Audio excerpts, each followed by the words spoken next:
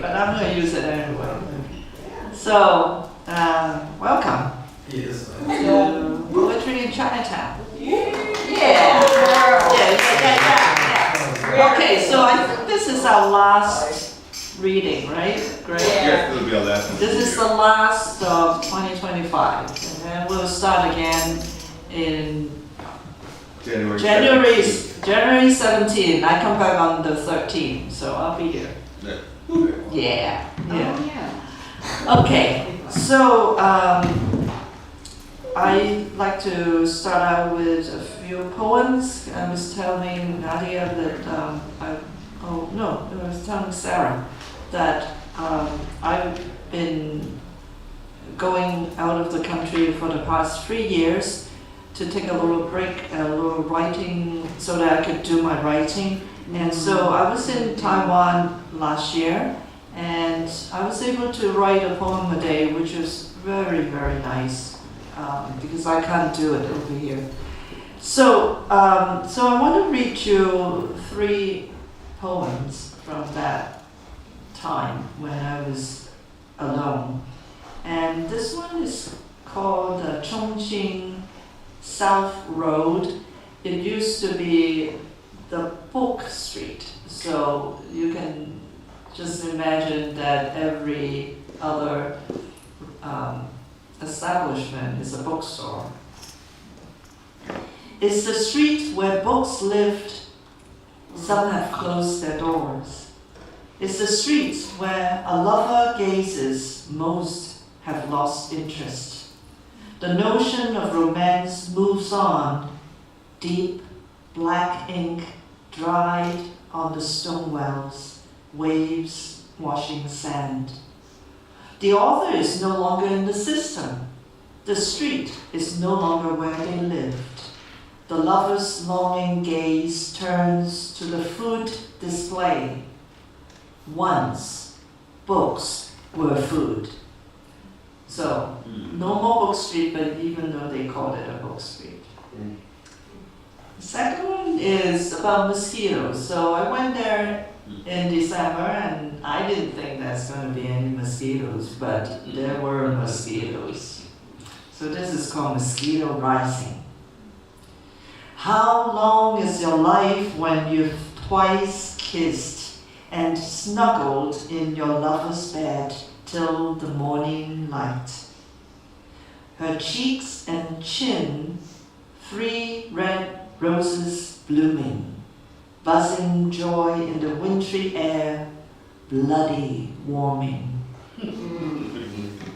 And the last one, I love Chinese calligraphy, brush, using the brush, but again, it is a discipline that you have to be very focused, and I'm not focused when I'm here, doing work. So when I was in Taiwan, I was able to do my practice every day. So this is calligraphy practice. In the morning, the brush dipped in fresh ink rushed the heart. Bad strokes. Iron the paper with a warm cup. Slow down the pulse. Pause the seconds. Better. All becomes still, heart and mind. Brush the paper. Let go of time. Some come out well. Try again tomorrow. Yeah. Okay, thank you so much. And I want to make a toast to poetry, poets, and poetry in Chinatown. Cheers. Cheers. Woo.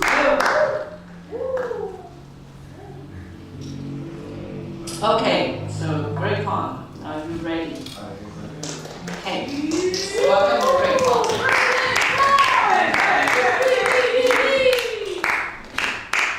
Good afternoon, everyone. Glad to see everyone, and thank you for taking the time to be here this afternoon. You can see we have a full house here, so even though there are not many people here, I just feel a lot of energy here. I feel the presence of a lot of poets of the past, maybe even poets of the future, who are here right now. And so, even though we're small in numbers, I think we're large in presence. So, I just wanted to share that. So, again, thank you for being here. This afternoon, we have two wonderful features. We have Curtis Blackwell, and we have Russell Johns, who's also known as J.J. Rush, or James Johnson, or Frisco Kid. He has several monikers, but he's hopefully on his way. So we will have a few open mics, and then I guess we'll hopefully JR will be here. I'm not sure who wants to go first, but Charles, since you're here. Wrought. Oh yeah. No, I'm just saying in terms of the features. Yeah, no. So we'll figure that out when you get there. Again, to let you know, first of all, if you have phones, you might want to put them on vibrate or silence so it doesn't go off while the reading is going on. Also, there are pens over there, colored pens. Some of them are gel, and I think several of them are scented.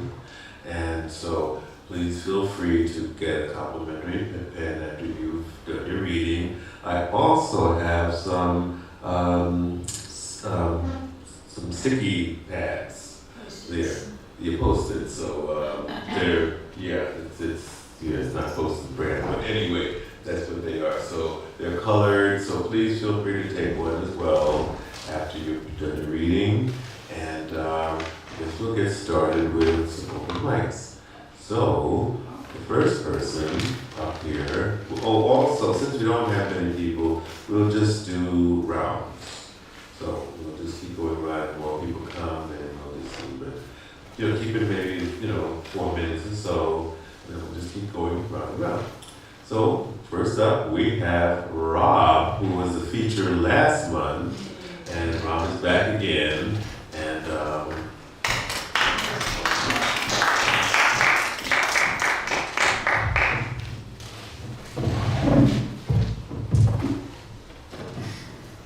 Thank you, Greg, and thank you, Clarion. It is the artist's job to shine a spotlight on suffering, especially needless suffering. And there's not much of an argument against the statement that America leads the world and perhaps all of human history in needless suffering. Sometimes it's right in your backyard and nobody sees, nobody cares. So I'm going to do a song about suffering in San Francisco. This is called Don't Life Suck?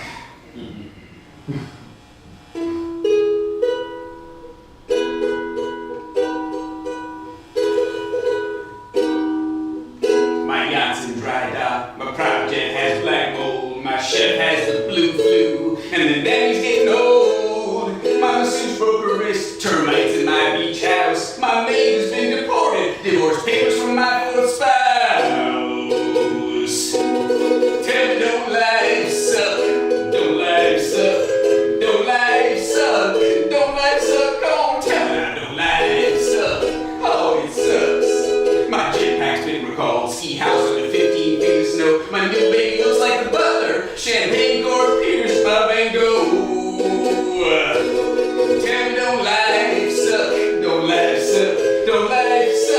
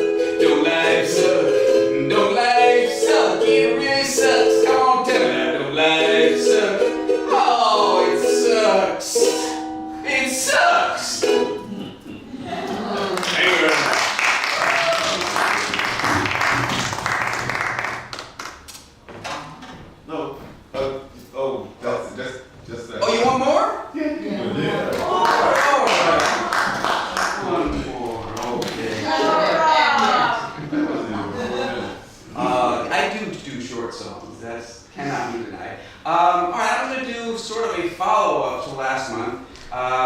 This is a Halloween song, sort of, and it hasn't been. I retired it a few years ago because it was too hard for me to sing. My voice, I couldn't do it without hurting my voice. But I brought it out, and I'm going to see if I can finally figure out how to sing this song without hurting myself so that I can add it to my Halloween. This is, and if you know Tom Waits, tell Tom that I've got his next single. This is called Murder House.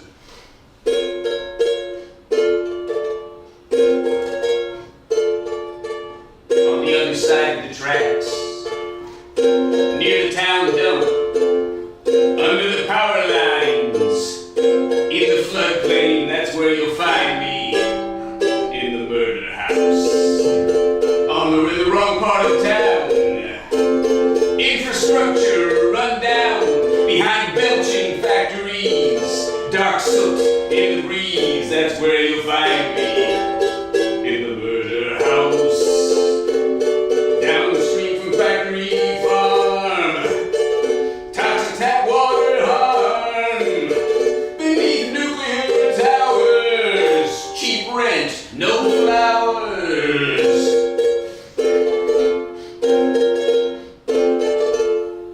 Beyond the red line, dollar store ciders fine, lights all flash red, hope, DOA dead, that's where you'll find me.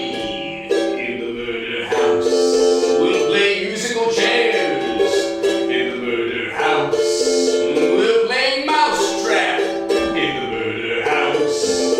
Mahjong in the murder house.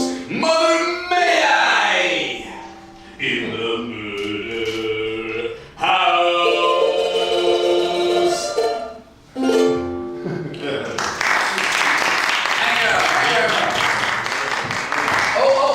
My plug, I always forget the plugs. If you know any musicians, I host a song circle every Saturday at the Radical Reading Room called the Apocalypse Song Circle in the Lower Haight. It's usually at 6, today it's at 5. And also, if you enjoyed my nonsense, I am going to be doing my first ever solo show on the main stage at Music City in December. If you haven't been to Music City downtown Bush and Polk, it's stunning.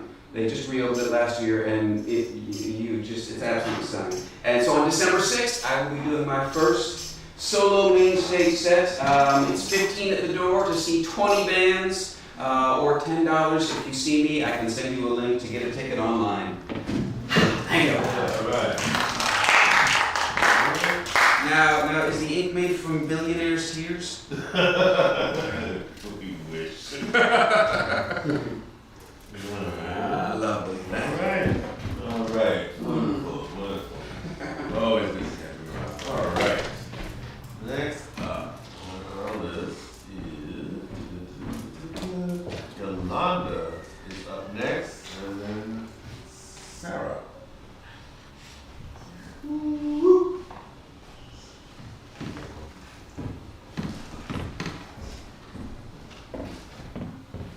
This poem is called Let It Go, and I wrote it yesterday to one part of the road. Sometimes I'm lucky to get 2 or 3 hours to sleep at night. Let it flow.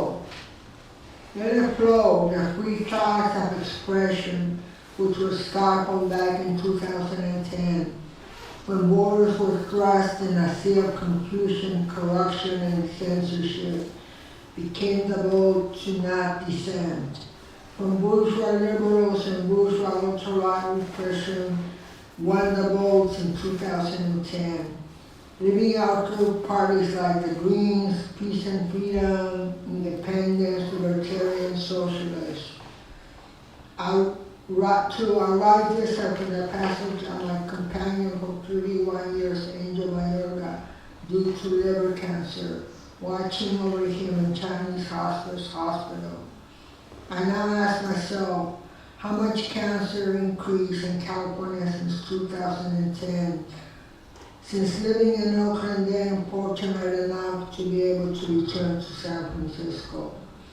Angel was no coward. While watching TV, criticizing Trump, Obama, Biden, Hillary, Newsom, London, Reed. I tell myself, don't make his death a cause. Prayers are what is needed.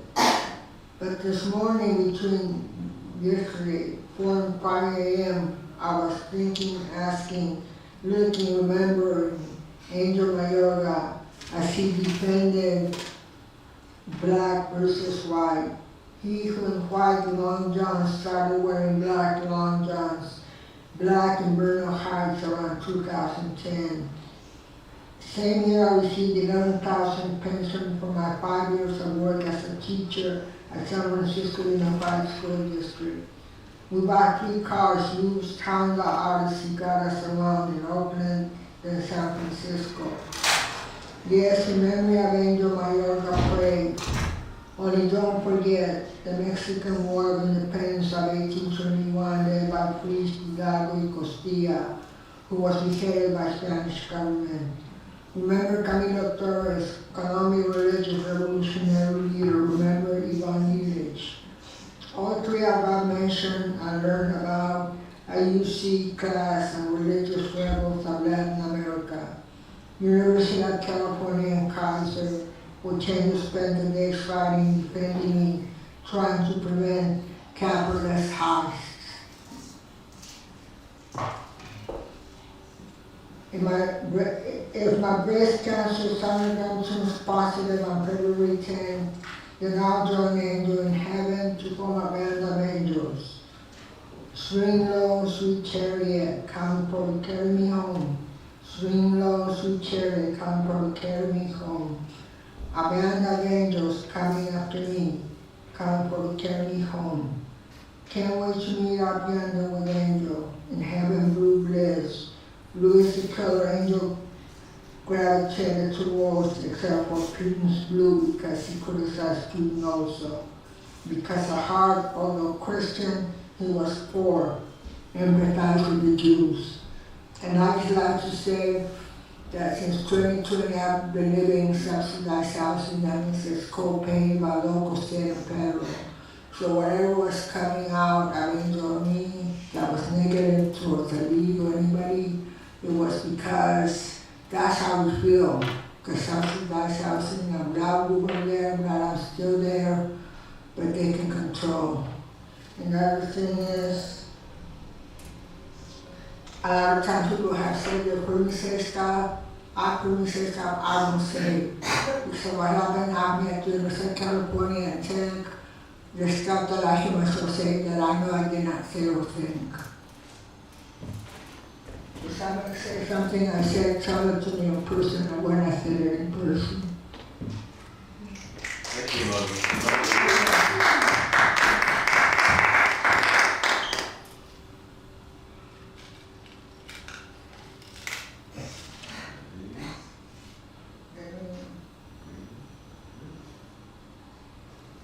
Thank you. Sarah Menifee. Sarah Menifee.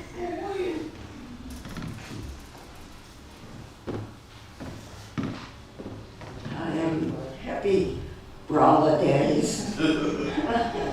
We'll get through them. I'm going to read a couple of short things. Oh, sure. Take your time. I love this menu. Game. Man playing chess with death in a medieval manuscript. Why don't we have cool things like that on which to meditate? Old guys used to set up tables along Market Street and play chess with each other. It wasn't death who made them leave, but the mean city, cleansing this once soulful place of all signs of life. There was a little protest, but now all that is long forgotten. Does anybody remember those that set up their tables now? If you lay yourself out across the pavement to sleep, aren't you at rest in God's drive-by, while hardened hearts go by? His blood follows me downstairs into the station's corridor. I drew crowns with diamond shapes on them back then. The diamonds, where they say new time is made, they shall crown your beloved head, my Prince of Hearts of diamond made. Thank you.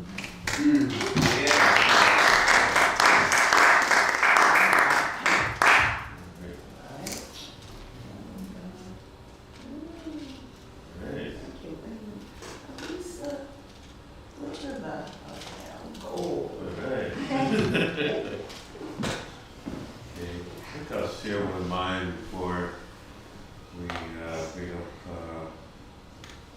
one of our features. Yeah. Woo-hoo!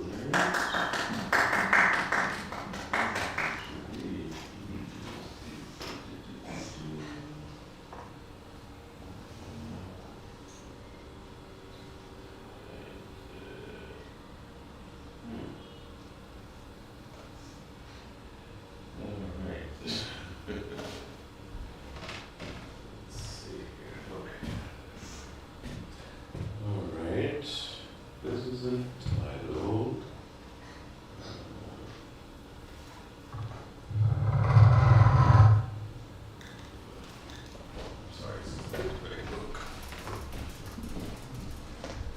this one is entitled Five Stood.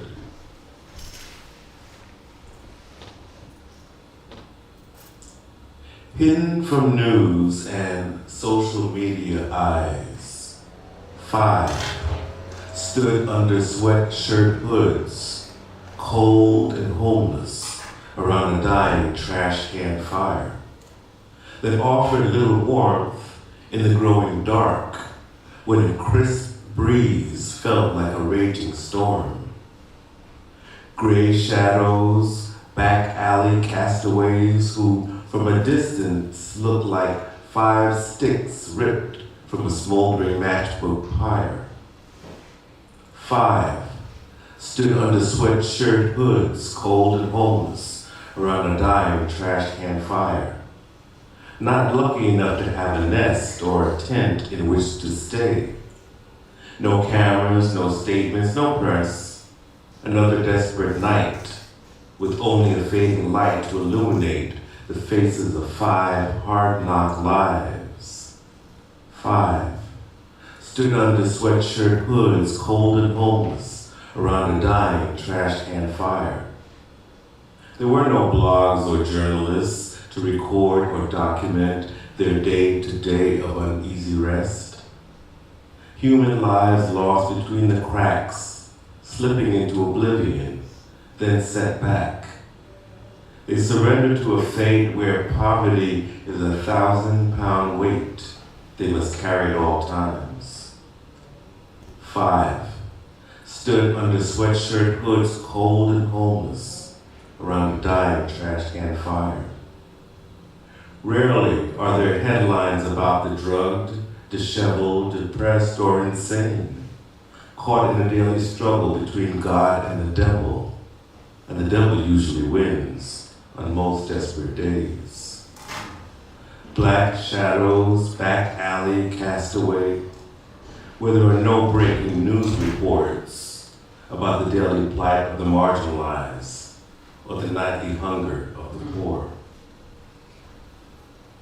Four stood under sweatshirt hoods, cold and homeless, around the ashes of a trash can fire, where one day more means one life less when the last of the embers expire.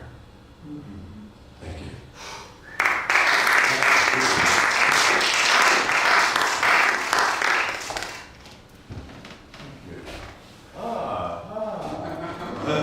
Well, both of our features are here. Now, do you mind if Charles goes first? I think that's a good idea. All right. Give you a chance to kind of collect yourself, get yourself all settled. All right. Charles Curtis Blackwell is is a blind African-American poet, painter, playwright, and teacher whose work celebrates resilience, music, and cultural heritage. Born in San Francisco, he grew up in California and Mississippi, where gospel and blues shaped his artistic voice. After losing his eyesight at age 20, he continued creating vivid impressionistic portraits and abstract works inspired by jazz. His work has been featured in the New York Times and PBS and exhibited nationwide. His literary and poetic works often explore themes of social justice, African American experience, and human resilience, with several books published, including The 5 Responses to Love's Callings, Wrought, If a Pigeon Can't Fly, and Blind Alley Cat's Dream Jazz. He's also the subject of the award-winning documentary, The God Given Talent. I could say so much more about Charles, but I'll let Charles say it for himself. Please welcome to the stage, Charles Curtis Blackwell.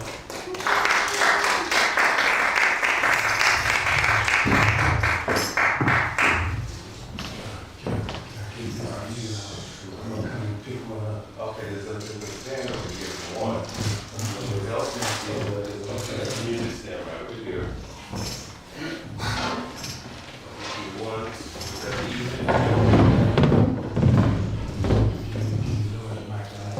oh, sure.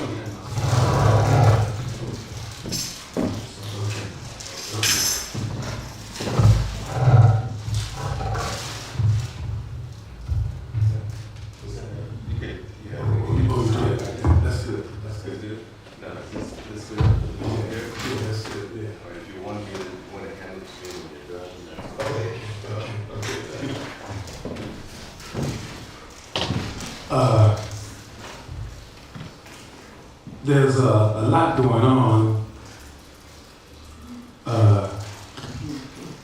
This guy occupied the White House, or what's left of it, and he kind of opened the door for a lot of racial hatred to come forth. I don't know if you listen to, there's a radio station called BIM, Black Information Network, and the incidents have, it's almost like it's sort of quadrupled around the country. Not just Latin, Asian, but as usual, Black America. And so I'm gonna try to just touch on a little and then it'll move toward what we really want or what we really desire, right? Okay, in terms of the human spirit.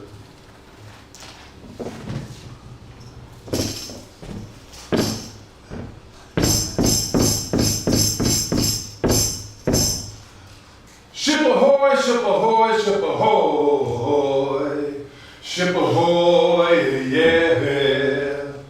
For as far as the eyes can see, men, women, children, and babies being dragged off to a land of liberty. Ship ahoy, ship ahoy, ship ahoy, ship ahoy, ship ahoy, yeah. See the sun coming, rising over the horizon. What do you feel? Feel that sun beating down on you. Ship ahoy, ship ahoy, ship ahoy, ship ahoy, ship ahoy, yeah. Captured in a holding prison, moving from darkness to light, then back to darkness, weeping and wailing each and every step of the way of the cross. As he sings Amazing Grace, I am brutalized by his whip, salvation unknown to him, but lost in the fact that I am still alive. For I hear the ship, the hull of the ship, approaching the shore. Ship approaching redemption. Ship ahoy, ship ahoy, ship ahoy, ship ahoy. No matter what happens now, I know my soul belongs to the divine.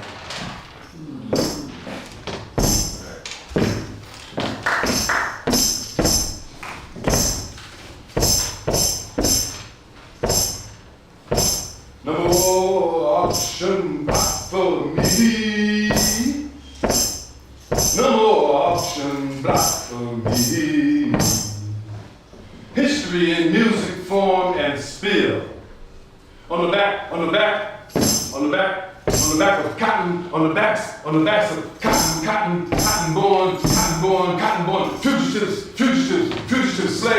slaves to run the crop made king by reason of inherited wealth. Now where the ashes still atone for our HOUR, our ignorance savagely beaten for many days of tarnished dreams crushed near the blues of the river's shoreline.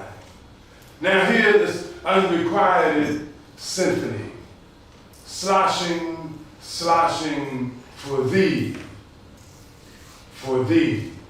in the silence of sorrow, this unrequited symphony, sloshing for thee.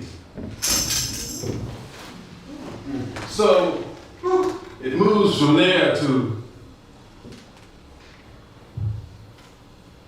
so positively, as Charles Mingus did. Freedom for your mama, freedom for your daddy, freedom ain't no freedom for me. So by the time the 60s hit, millions and millions had migrated from the south to the north, making in history one of the largest migrations of people to migrate within a country. They didn't leave, they migrated from one part of the country to all parts, north, northwest, and west, partly to escape poverty and racism. So by the time the 60s hit, some of you might be familiar. For instance, when they killed King, J. Edgar Hoover was involved in it. They murdered King, something like 106 cities went up in flames, to the point where President Johnson had to order machine guns on the front of the Capitol. The message was loud and clear: you killed our king. And things begin to change. Like Gil Scott said, home is where the hatred is. Home is where I live inside. And then it went through another change. The crossing of Gato Baviera to Hamiet Blewett. Up from Bolivia.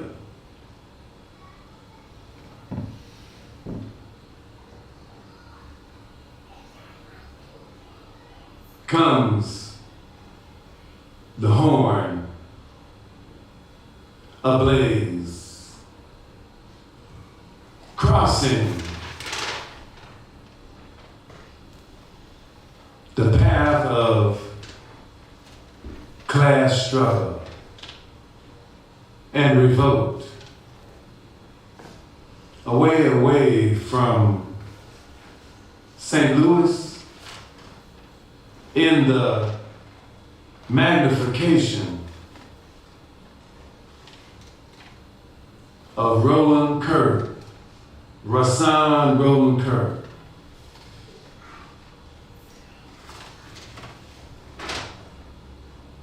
Recreated in air out goes the melody. The melody inside the nostrils. Pumping hard air to the other side brings revolution turned revolutionary. The sound of smoke and fire, the sound of a revolutionary in fury, the sound of one merely biting on a reed in the distance can be heard the sound of a trumpet. As in, I hear that train whistle blowing, or come, David, blow on your trumpet. Every note is in place. Pin perfect pitch. The crowd asks, is he all right? Is he mental? Is he doing drugs? Nobody can play like that.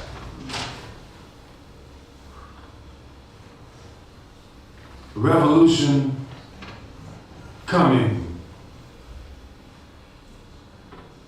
Revolution on the rise. Black revolution. Oh no, a self-revolution of sound and fury, anger and creativity. Over there, St. Louis, over there, Washington, D.C. Washington, D.C., the center of politics. Washington, D.C., the center of a dead revolt.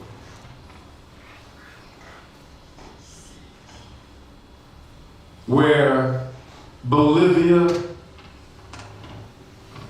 recreates time, 4434, 36/16, all participate just by being who they are, by being who they really are, by being real, as in real reality.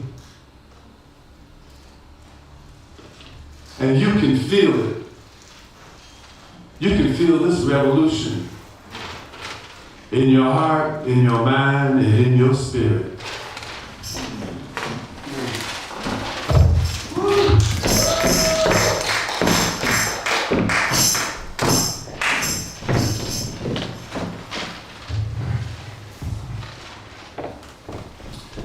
You know, there's revolutions and people get their hearts and their minds together, but you've always got opportunities, opportunists. Stalin was an opportunist, started off as a bank robber, then decided he could do even better on the political spectrum. Richard Wright wrote Native Son, the character was named Bigger Thomas. Quan Saba for Bigger Thomas, the narcotics pusher man. there comes the bigger madness of self-hatred, grin unreal, hands once dipped in blood, sees us born with fury and rage, anger which eats away at our hearts, says this dust will fix your soul, deliver you cold as stone to the grave.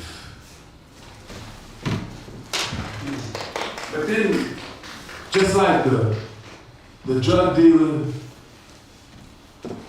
what do they call that term? Narcissistic.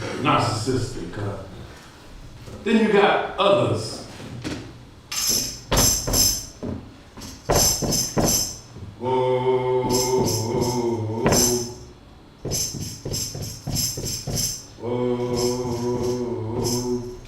old time, hear me when I call.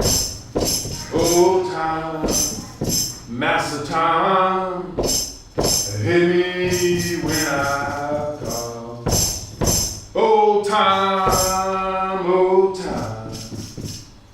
big boss man done call. But I say time, hear me when I call. The appointment of Clarence Thomas to the Supreme Court Justice.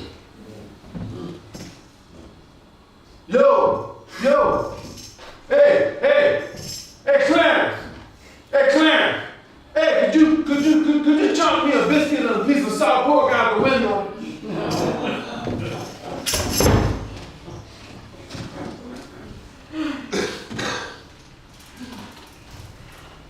So, we tried to regroup and get back to reality. What's really needed?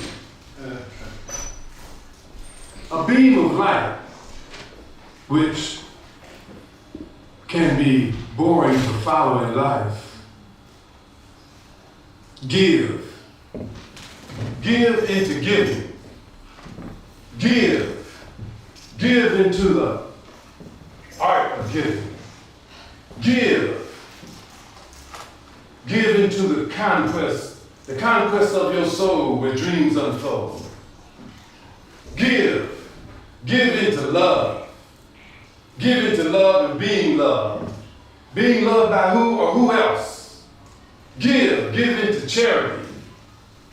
Give into the act of charity. Give into the charity of the heart. Can we give? We as a people have no choice. Give or disappear. Give or disintegrate. Become. Oh yes, become. Become the all in all. Become the all in all in the presence of the all in all. To become in the presence of the Almighty. For we be who He is. We be in the presence of the dynamics of becoming merciful. That beam of light which lights the way into mercy. Merciful to ourselves. Merciful to our neighbors. Merciful to one another. Mercy which lights the way into peace. A peace that surpasses all understanding.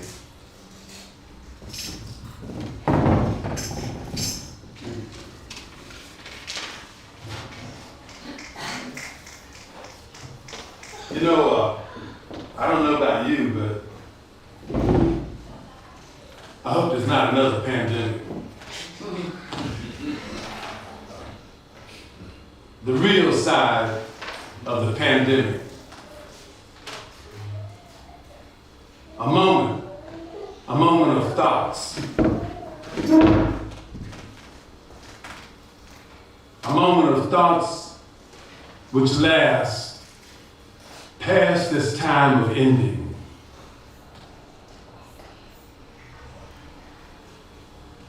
Thoughts became tears pounding to the floor. Life looked like death dying. God, please. God weeping for reasons beyond belief. Loneliness crawling in day and night until I kissed the imaginary bars of imprisonment. Still, steel, and another day of isolation. Cry tears. Pray prayers. Then wave hand in the air, searching for, only to slide to the floor, crying a soul cry, wondering when will it ever end? Another soul cry, God. So, certain things in life bring us to the reality of not the concept of needs versus wants, but the reality of who we really are. I did a book, and one of the pieces from the book, it's called I and Us. I wrote these stories when I lived in Washington, D.C. The center of the hurricane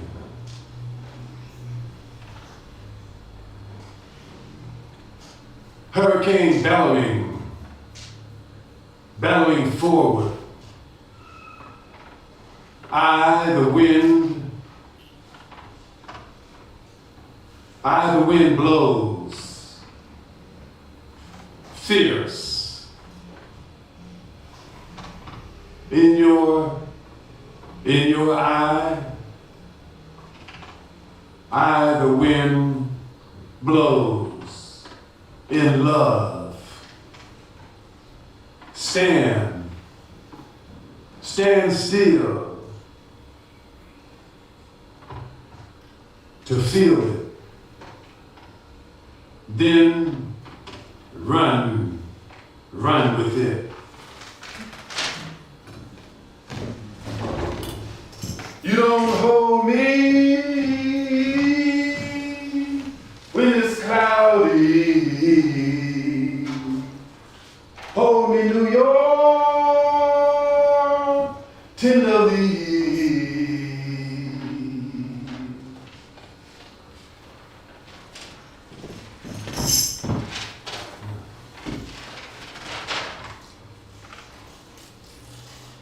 Beloved, I have walls. I have fences. But you, when you come around,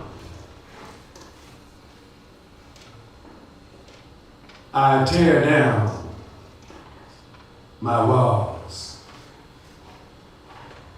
Number 2, I built my fence, reinforced concrete, walls so high. The hurricane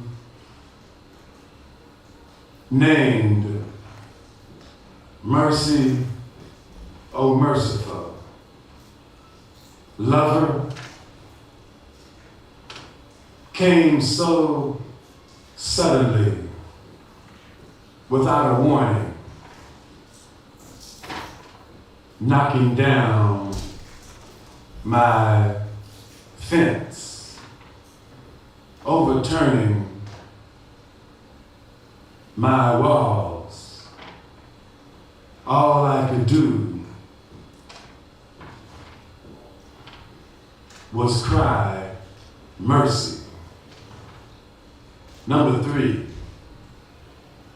when do I come to the realization of love so near? When the walls meet the ceilings and the emotions of my heart have crumbled beneath my broken spirit. To the hour of my crying day, till the hour that my love slips away, till the hour of my crying day, till the hour that my love slips away.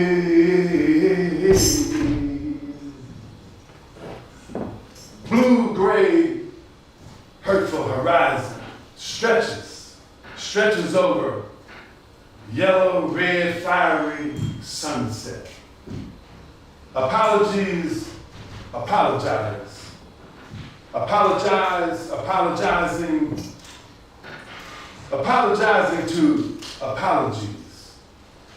Apologize, apology, apologizing, forgiveness. Lover, come back to me. Till the hour of my crying day, till the hour that my love slips away, till the hour that my crying day. Like maybe some of you here, we get to the point where somebody said they had to shut the news off, they're getting depressed, and I can relate. Somebody's occupying the White House, but not just one person. I mean, the sickness that's coming out. And I mean, I remember doing a writer's workshop at St. Elizabeth State Hospital in Washington, D.C. And to put it, I mean, I finished in sociology, but I met some people that were stone so crazy. I mean, matter of fact, I'm not much of a scary person, but this woman scared the slap out of me. Or put it a little more ghetto terms, she scared the shit out of me. But to listen to some of these people, what's that guy named Pete the warmonger, okay? I mean, how sick and twisted, I mean, I can't believe this. And what, it makes you wonder, what is in that person other than evil and being narcissistic and being a spoiled brat? I don't know. Maybe they got denied their cornflakes on a Sunday morning when they were little. I don't know. But something is wrong.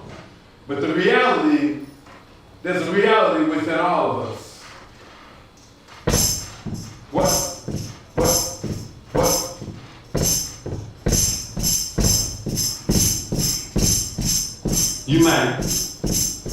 You might remember this. I kind of changed it a little. What?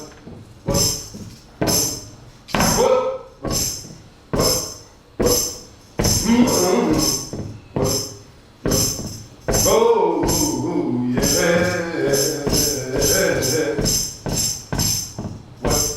What's the world? What in the world? What's the world? What's the world? Whoa,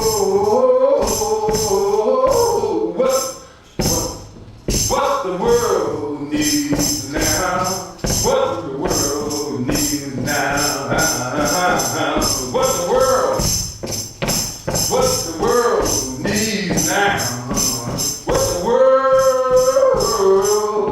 What the world needs now is love, sweet love. What in the world needs now is love, sweet love. Oh no, we don't need another mountain. There are mountains and hillsides enough to climb. But what the world needs now, whoa.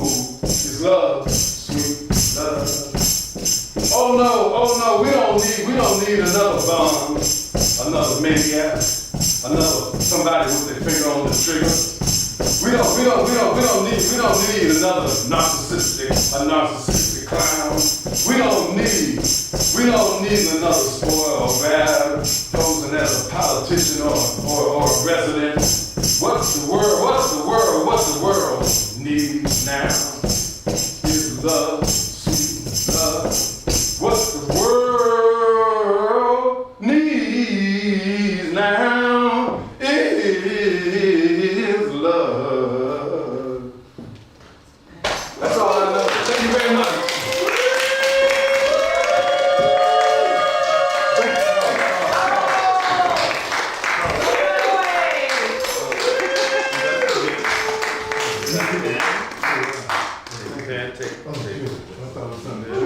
And here's a sketchbook. Oh, thank you. Yeah, you can. Thank you so much. One another hand for Charles Curtis Blackwell.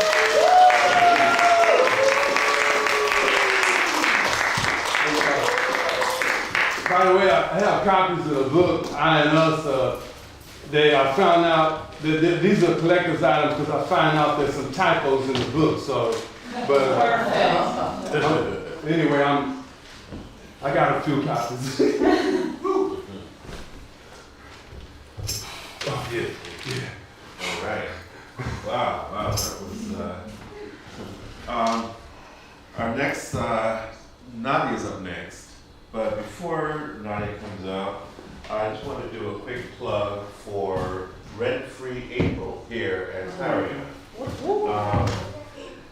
In April, Clarion will provide 2-hour time slots for anyone who would like to put a production on, have a party, a reading, workshop, things of that, poetry, music lecture, anything of that nature. Anything. And it's free. It's free. The 2-hour slot is free. There's a $200 deposit that you put up, and that's refunded once the event is completed. This event seats 60 people. There will be a baby grand piano if you need it. There's a projector and a stage as well. You can apply on our website, clarion.sf.org, for Rent-Free April. The deadline is February 15th. So if you have an idea of something that you might want to do, maybe collaboration with some other people, please reach out to Clarion, go on the site, and there's more flyers all on the table. Tell your friends. Wonderful. Okay, Nadia's up next, and we have some other poets that came in. Okay. You need the chair? No, yeah, that's done. Okay. But Rent-Free April and Rent Freeze in New York City. All right. So this is about the new mayor, Zoran Mamdani, who I happened to meet when he was 16 years old in December 2007 in New Delhi.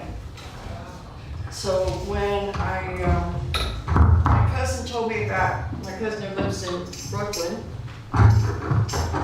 who happens to be blind, retired architect Fred. Fred was one of the 91,000 volunteers for Mamdani. My cousin Fred stood in a park with his white cane handing out leaflets and stuff like that. It was so great. But this is a short article. When I realized that Mamdani was running and also that I had met him on a walking tour in Delhi. I was in India as part of my job with Global Exchange, an international human rights nonprofit, coordinating political study tours. Low wages, but best damn job on the planet. This is also up on Counterpunch. A Teenage Mamdani in New Delhi by Nadia Williams. Zoran Mamdani, the new mayor of New York City, was 16 in December 2007 when his accomplished filmmaker mother, Mira Nair, son in tow, led a free walking tour of Delhi. She showed the stark realities of the lives of Indian street and working children. The small group walked the rough, narrow back alleys with her to the New Delhi train station in Paharganj, where Nair pointed up to the rafters, explaining how the kids often slept up there, clearly seeking greater safety. The tour culminated at one of the several shelters she had established with her diminutive, white-haired mother, Praveen, supervising at the front desk. A huge roar of welcome went up when Mira entered the center's main room, filled with mostly boys, but some girls as well. One would think a royal fairy godmother had descended. The love was clearly mutual. Mamdani's solidarity with the poor and working class is a family affair. To fully understand, every reader or listener must view, quote, Salam Bombay, unquote, Nair's first feature film completed in 1991, Salam Bombay. This is a painful movie mirroring the typical plight of abandoned children and using mostly non-actor, homeless children themselves. With sickening parallels to Jeffrey Epstein and Company, the story centers on the sexual trafficking of a young girl and the boy who tries to protect her. Proceeds from this Academy Award-nominated film went directly to creating the Salam Balak Trust to care for the very children who acted in the film. Nair's many successive films continue to support more shelters, providing housing, food, medical care, and education. There is a training in the performing arts, as well as the city walk tours, usually guided by older children who have graduated from the centers. To have Nair as a tour leader was a rare and fortunate gift. While on the tour, teenage Zoran was attentive, but also checking out some of the crafts and jewelry on offer at Delhi's sidewalk stands. New York City and Africa raised, he was a shy, quiet, slender lad.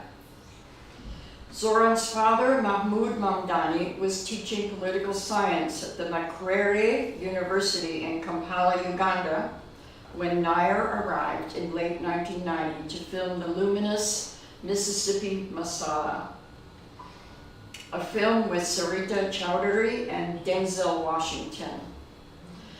Professor Mamdani, now at Columbia, is recognized globally for his incisive dissection of colonialism and imperialism. And he is speaking out against on-campus repression of the students and faculty. Zoran's mother, who keeps their home in Kampala, also launched in 2005 the Maisha Film Lab, a nonprofit training initiative for emerging East African filmmakers which offers free programs in screenwriting, directing, producing, cinematography, and editing. One could easily say that their only child, son Zoran, received the best immersive education in the core values of justice and equality.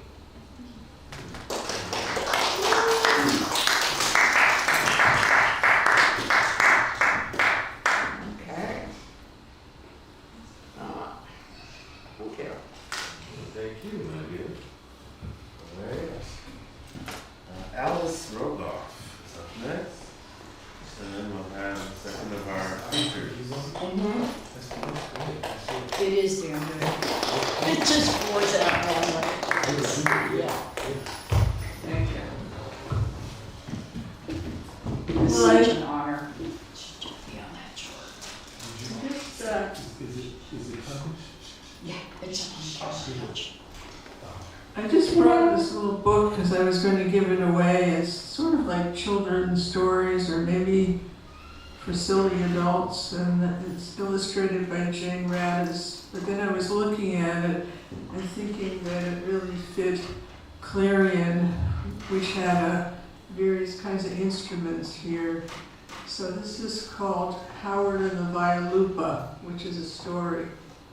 Howard came from Hickory, North Carolina. This explains the map of North Carolina on his door. Howard is a musician and a serious one. He is lanky with long hands. He has 3 saxophones and plays them like taking different sized dogs out for walks. First the big baritone, then the medium-sized tenor, then the small soprano, a precocious one. Sarah, who dances like summer days and spring rains and feathers blowing softly, is Howard's friend. One day she decided to surprise him with a new instrument. She knew a man who made instruments and who occasionally invented musical oddities. This man lived in Los Angeles, a far distance from San Francisco, but on one of those trips Sarah took to explain the rest of the world to herself, she discovered this man, in the way that people discover other people who they are bound to meet. The man, who was called Lynn, had a room filled with lutes and flutes and zithers. He kept his room underneath the house, and to walk in felt like walking into a troll's cave. Lynn himself was small and bushy-haired with round spectacles.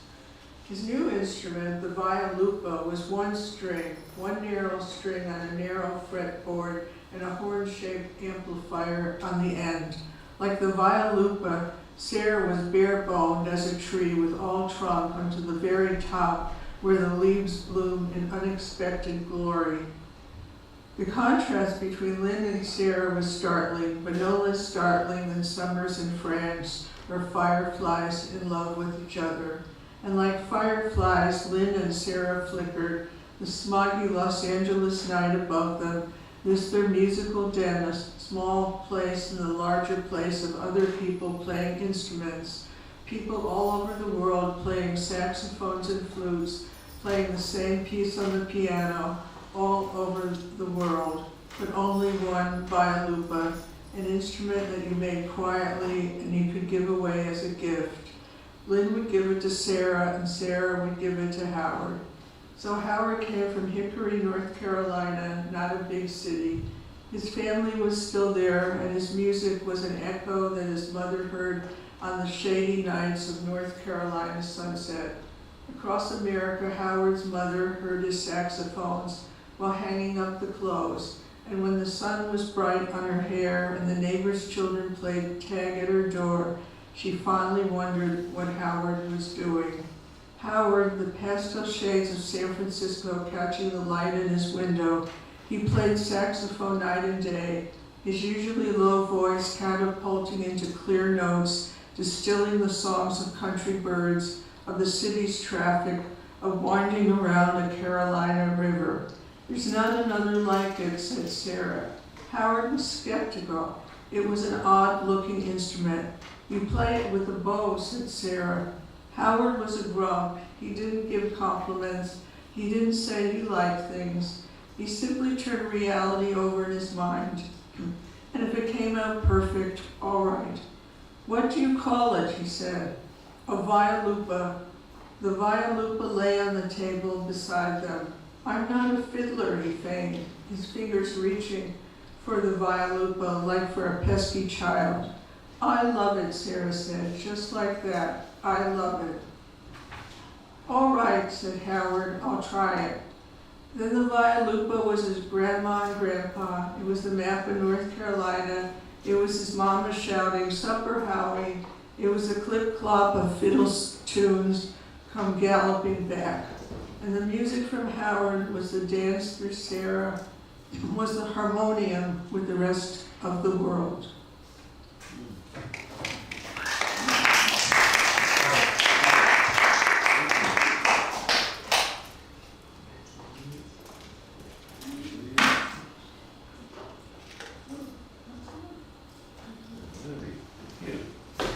All right. It's time for a second of our features of the afternoon.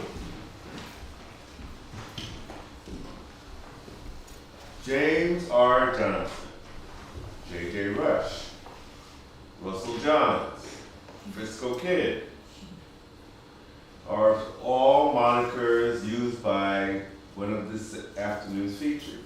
As an artist, nutrition consultant, teacher, poet, author of 3 books and several chapbooks, he offers best wishes to you, and without further ado, let the San Francisco legend speak for himself, Russell Johns.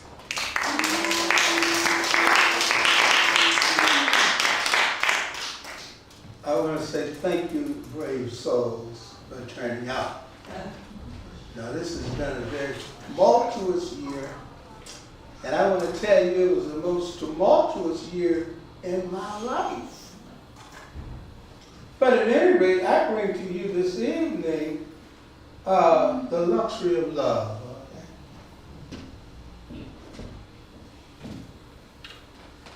I have often walked down the street before, but I've always kept the pavement beneath my feet before. All at once, there's I, several stories high, knowing I'm on the street where you live. People stop and talk, they don't bother me, 'cause there's nowhere on this earth where I would rather be. All at once, there's I, several stories high, knowing I'm on the street where you live. Oh, what a towering feeling, just to know somehow you are near me. Are there lilac trees in your part of town? Are there lilac trees in any other part of town? Let the days go by, I don't care if I, long as I'm on the street where you live. Thank you.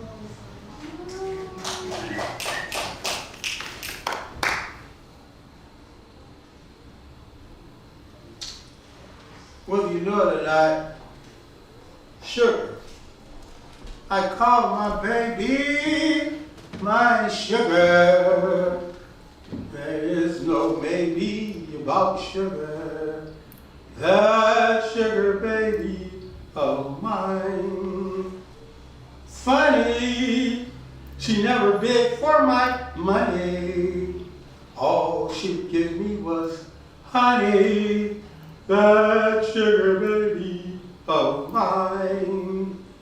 And she is sweeter than any honey to me. That's why I'm crazy about sugar. That sugar baby of mine.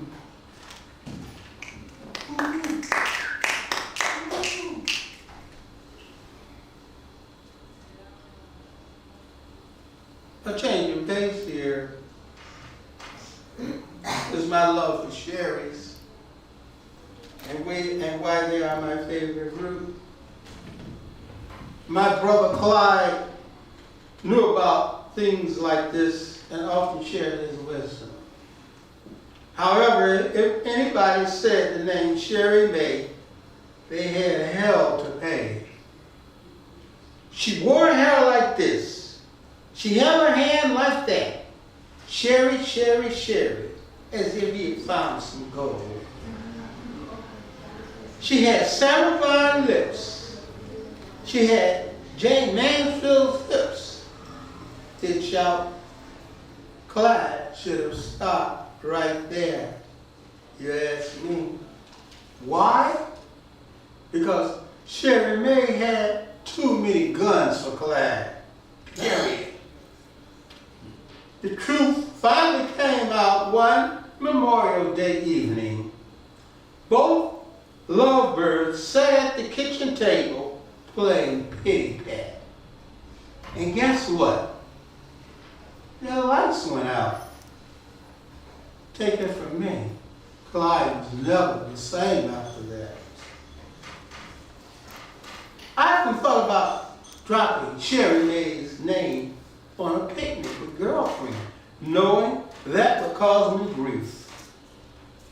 But once in a lifetime, I would love to have met any Sherry, sweet as that. Thank you.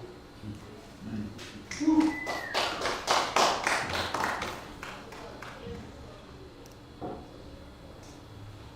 I've been to many places, seen lots of this and that, found a beautiful woman to love me.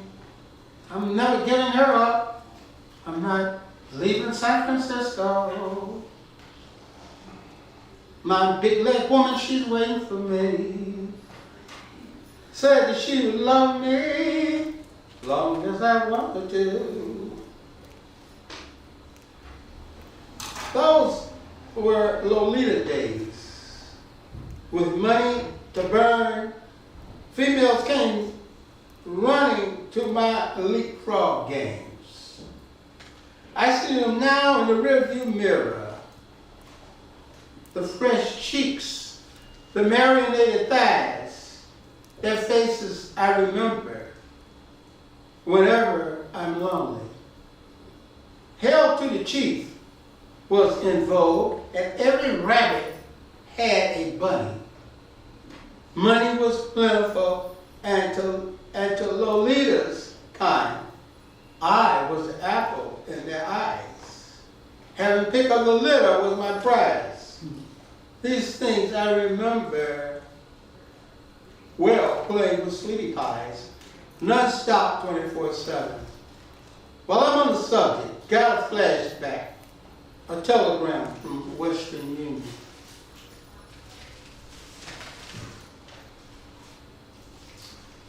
To pick up a letter and a check from some lover in Chinatown, begging me to come back.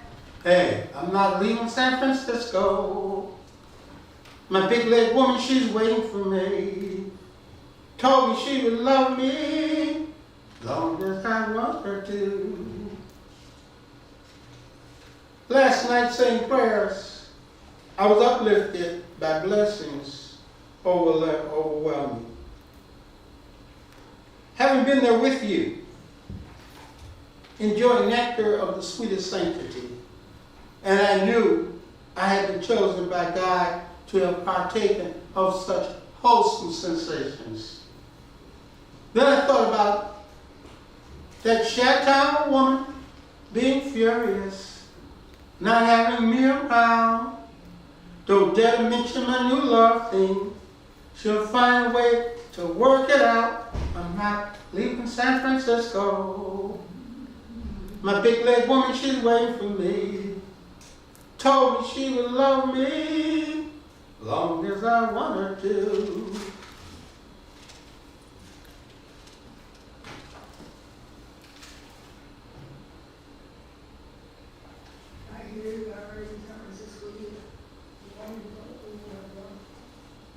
A luxury of you. I lost my head in Haiti, in some forgotten spot in Haiti. I couldn't tell you how I got there. I only know it was so hot there. She took my hand politely and wound her arms around me tightly. But I remember nothing clearly except the flame when she came near me. Her eyes had the glow of surrender, and her touch, it was tender. And when someone is fiery as that, you forget about your hat. So if you go to Haiti, there is a girl I know in Haiti. If you can find her, you'll adore her. Just look around till you find someone who wears a blue-gray fedora.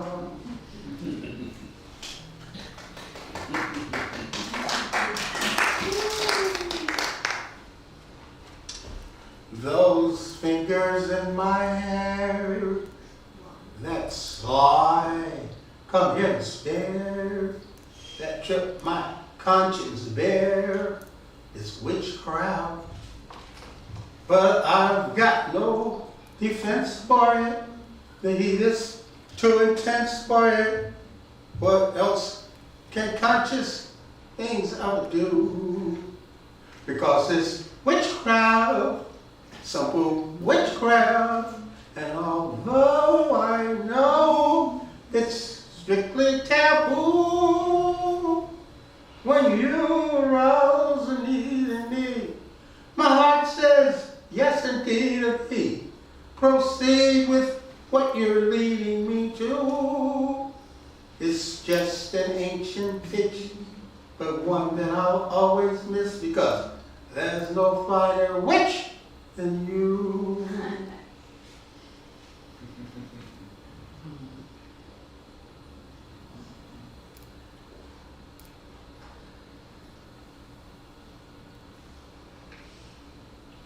Hey, come with me to the festival. Give to me your unselfish son. On a roller coaster over the trees, I will pour fresh love buds in your ears, symbolic trinkets for coming years. I'm gonna get you on a slow boat to China, all to myself alone.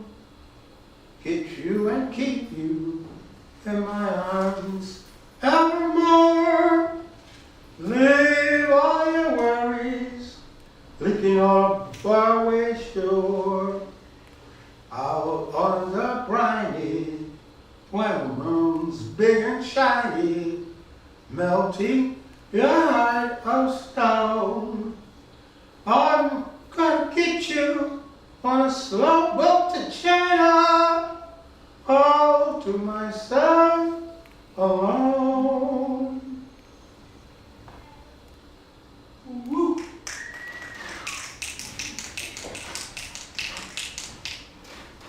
You keep me waiting till it's getting aggravating, little slow boat. I wait and worry, but you never seem to hurry, little slow boat. Dear, time means nothing to you. I wait and then you're late again. 4 o'clock, 5 o'clock, 9:45. Why do you linger every time you step a finger, little slow boat? I wait and worry, but you never seem to worry, little slow boat. Dear, why should I keep trying to change you? That's not the thing to do. I guess I'll have to learn to be a slow boat too. Hey, commit to me your loveliness. Free me from this autumn of terrible discontent. All you left me is rain-soaked memories, still blowing me away. When blossoms fell from off the trees and settled softly onto the lips, you turned to me. The gypsies say that I know why the blossom touched and felt, and why the blossoms fell. And very soon I saw you kissing someone new beneath the moon. I thought you loved me. You said you loved me. We planned together to dream forever. That dream has ended, for true love died. The night the blossoms fell and touched two lips and lied.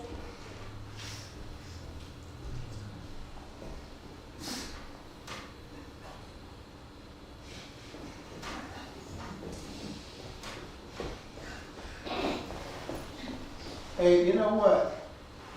The pretty women, they jump fences to tell me things needed for daddy when he comes to calling in the evening. Designer scents must be on the menu. It's a player's world of money and honey. Next up is the groove. That's the luxury of you. Love is the luxury I spend with you. Nothing can be better than to have a love that's true. It makes me feel all cuddly when I kiss your lips. Then I'm feeling diamond standing in your bliss. Life is luxury, loving you. I'm going to say thank you for the evening, but it was a pleasure being here with and for you. So thank you very much.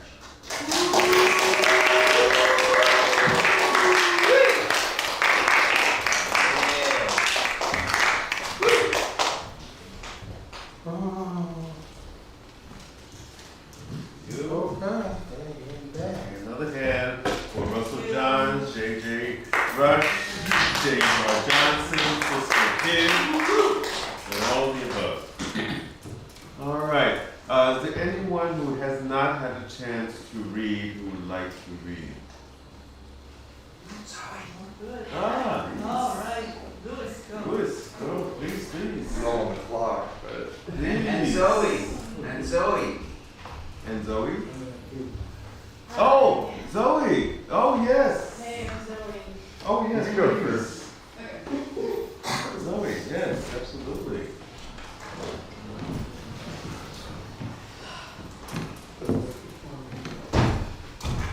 Thank you. You're welcome. Thank you. I was just really distinguishing myself with the cookies.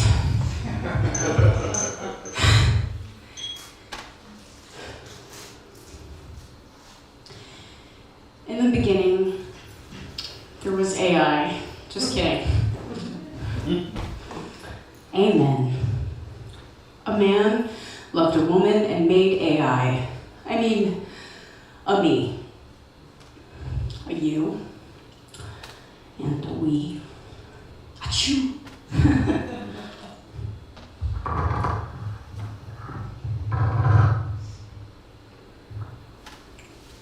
Shadow, a code, thrown against a frontal lobe, a wall, lit by light, our back is turned on. In the end, what AI is too smart to understand. We recognize someone better who we've never met. So face it. Hey, until I turn about and ask, do you need anything? No. You answer me. I was just speaking.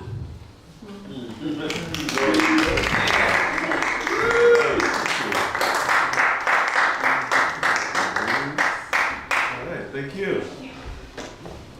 Okay, Louis, please. Woo! Clarion staff. Yeah. Another Red for April plug.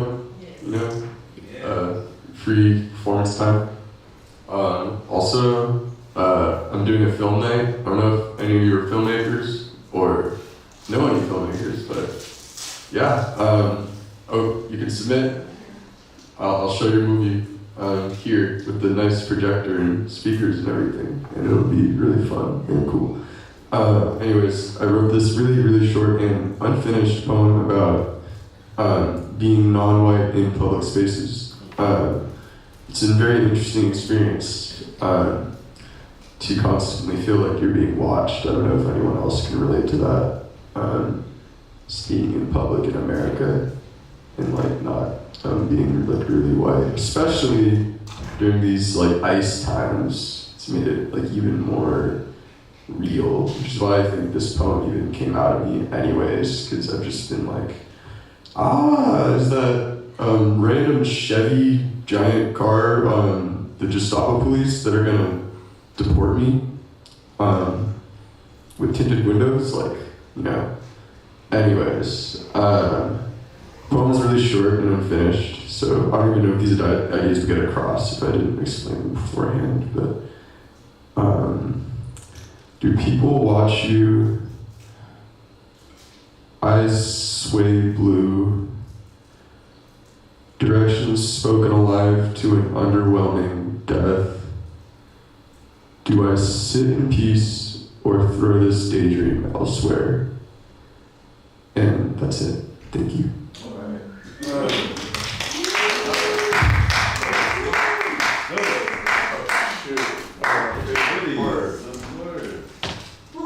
No one ever takes the black pen. Oh, wow. We like color. Anyone else want to hear anything? I think I might share another, because you have to leave, certainly. I think I'll share an oldie. You know, the holiday time is always a mixed bag for people. It's very happy and celebratory, but sometimes not so much. So this is entitled Lover in the Car.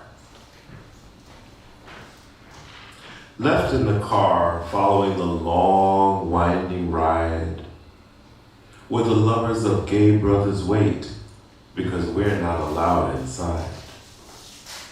Muster the greatest effort to save face while killing time, as I look in from outside my lover's family's lives. Seated in the car, feeling sweat slide down my spine, promise to take the high road and not complain or whine, but this odd creature treatment leaves me deaf, dumb, and blind, as eyes spy from the kitchen window to glimpse the creep in the passenger seat of their brother's rented ride. Arrived in the car, approaching Christmas Day, mouth too dry, too chilly to smile, trying not to act too gay. 40 minutes seem like hours, too long to wait a while. The numbers on the clock move slowly as hands out of pockets, braving cold to change radio dial. Waited in the car, watching ornaments and lights, evergreens decked for display, but parked across the street and left off the page sits the Pagliacci clown, the San Francisco freak, an out-of-town performer stranded on the empty stage. Huddled in the car, hearing cheers and holiday chimes, all the things I miss at home. Wishing I was in a place where December carols are sung in rounds, not hummed in a winter car alone. Garland, tinsel, and front door wreaths, frost-covered windows and chestnut heat. All around festive sights and sounds remain a frozen arm's length away from me. Abandoned in the car with a dead cell phone, no one to call, nothing to do at all, no one even tosses a bone. The nativities glow as the sun goes down, as they roll up the streets in this one-horse town. So Christian soldiers can march tall and proud, believing they're disciples of Jesus, just because they draw a crowd. Stuck in the car, sitting, steaming, shivering with cold, so close to Kwanzaa, so far from home. Because here, season greetings only extend to straight couples, children, and selected friends, to born-again church folk or heterosexual kin, but not to those whose wrists are bent or who act like women but look like men. Company in the car, lover back at my side, who didn't want to visit without me, though I told him I'd be fine. Still I could see the pain on his face and count the tears in his eyes when the prodigal son was welcomed home while his lover waited outside. Headed in the car to catch the next airline flight, getting the hell out of Dodge post-haste to spend a Merry Christmas night with family and friends who value my worth, who wish peace and goodwill to all on earth, who don't believe some are blessed and others cursed, especially at this time of year. Though my lovers folks made it very clear, they've got crosses heavier than me to bear, and I just wish I still didn't care so much.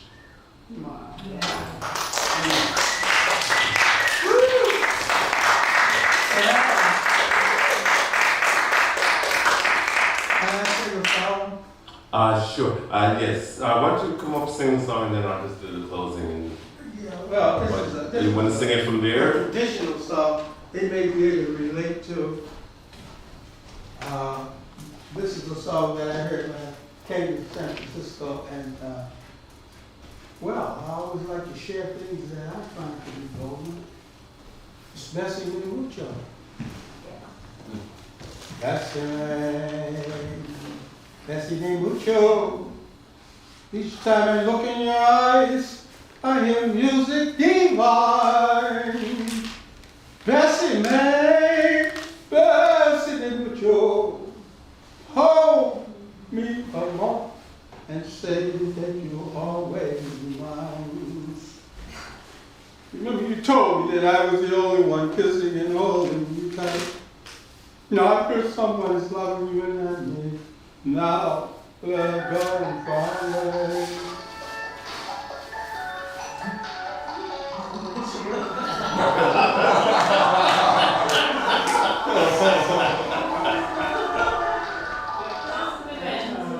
Nice ringtone,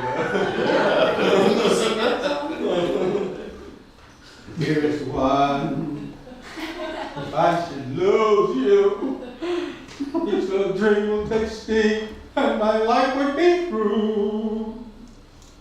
Bessie May, Bessie with you, hold me forever and say that you'll always be mine.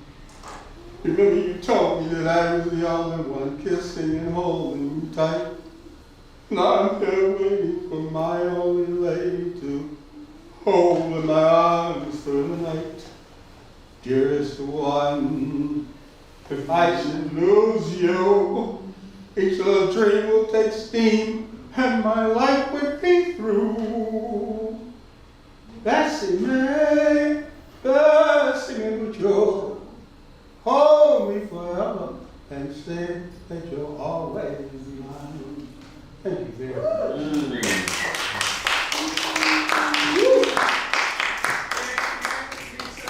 Not very long.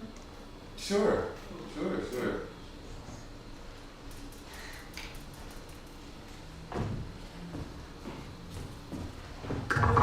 This is something I just jotted off, but I think Yolanda's still here, and it's kind of for Yolanda also.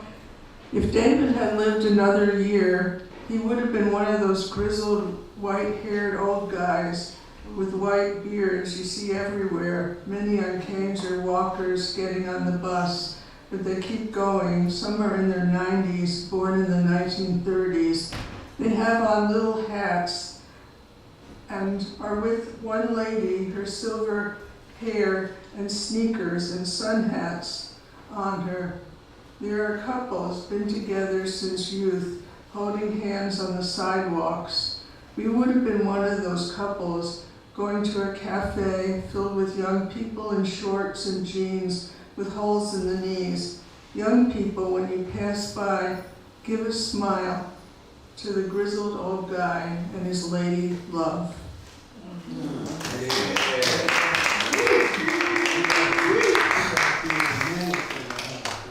Thank you all so much. We will not have a program next month. We will be back on January 17th. I just want to say how grateful I am to be able to share poetry and to welcome just all different voices into this space, and I'm really grateful to Clara and the staff for just inviting me to host and facilitate this. Thank you all so much for coming, for taking the time. Thank Inga, Louis, all of the staff, all the people involved. It's been a remarkable year with wonderful poets, and look forward to another exciting year next year. Thank you all. Happy holidays, happy Thanksgiving, Christmas, Kwanzaa, Hanukkah, everything that we people celebrate. And stay safe, stay well, and see you back next year. Thank you. Yeah.